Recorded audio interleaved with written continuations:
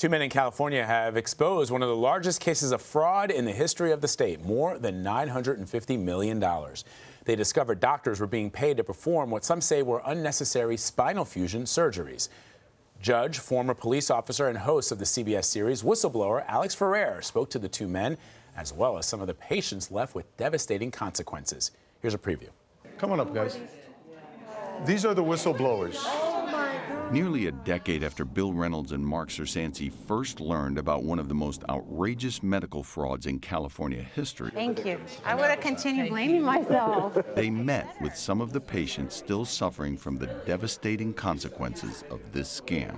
After surgery, it was nothing but pain-filled days. I couldn't sit, I couldn't walk, I couldn't be a parent. I didn't want to live anymore.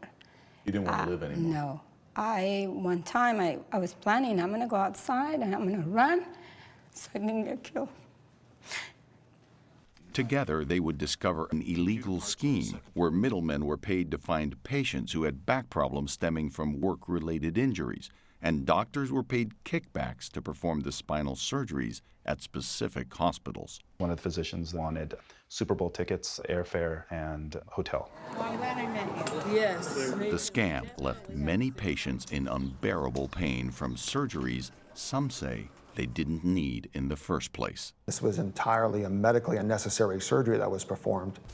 Ultimately, they would learn that hospitals were not only overbilling for the spinal hardware. I'm looking at invoices that ranged anywhere from $350,000 to $475,000.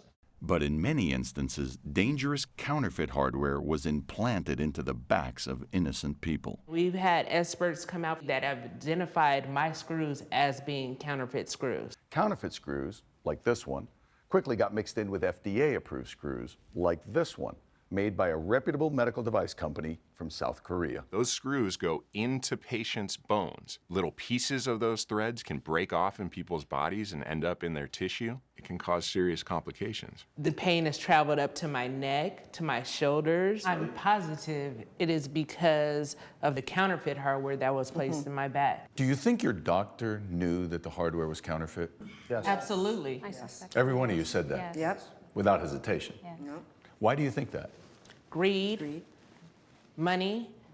It's important to blow the whistle on this. Somebody has to step forward and bring the attention to the magnitude of this problem. Alex Ferrer is the host of Whistleblower, and he joins us now. Good to see you. It's great to be here. Thank you. You know, we were talking about this because you and I suffer from back pain, and just watching this, knowing sometimes that doctors recommend surgery, which I haven't had, but you have had. I wonder, for those individuals who had these counterfeit medical devices implanted in their body, what happened? What are the consequences for those? Well, for example, Derica Moses, who you saw in the piece, she suffered excruciating pain and still suffers it to this day. And she had years of infections until they took the screws out. Those screws don't come out. When they're in to stay.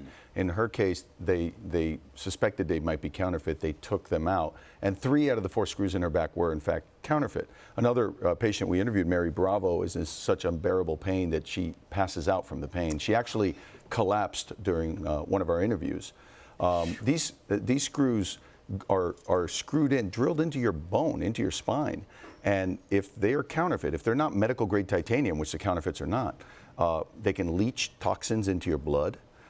Pieces, as Justin Berger, the attorney, said, can break off of the threads, and those metal pieces can be lodged into your tissue. They can do incredible damage. The worst part about it is they made 10,000 counterfeit screws, at least 10,000 counterfeit screws. We have no idea where they are. We have no idea how many people have been implanted with counterfeit screws. They were mixed into surgical trays with real screws. So nobody knows who has counterfeit screws in their back. Who's walking around with them? We heard one of the people you interview, well, all of them sort of say, you know, they feel like greed is at the center of this. How much money are we talking about? How many people? Well, first of all, doctors, middlemen, the federal government indicted people across the country in a larger health care scam. But this part here, you had doctors who were paid kickbacks who were indicted. You had middlemen who were indicted for paying kickbacks to have patients brought to them and paying the kickbacks to the doctors. You had the owner of Pacific Hospital of Long Beach who was criminally charged and is actually in prison serving 5 years. He's ordered to pay back $10 million. Nationwide, as part of the larger health frauds, there's been about 165 doctors who've been criminally charged. Whoa. I think people get into healthcare because they want to help people. Right. Jeez. Unbelievable. Looking forward to this episode, Alex. Thank you very much, as always, for stopping Thanks for having by. Tonight's episode, Whistleblower, the billion-dollar back surgery scam, Patients in Pain and in Peril, airs tonight at 8/7 Central on CBS.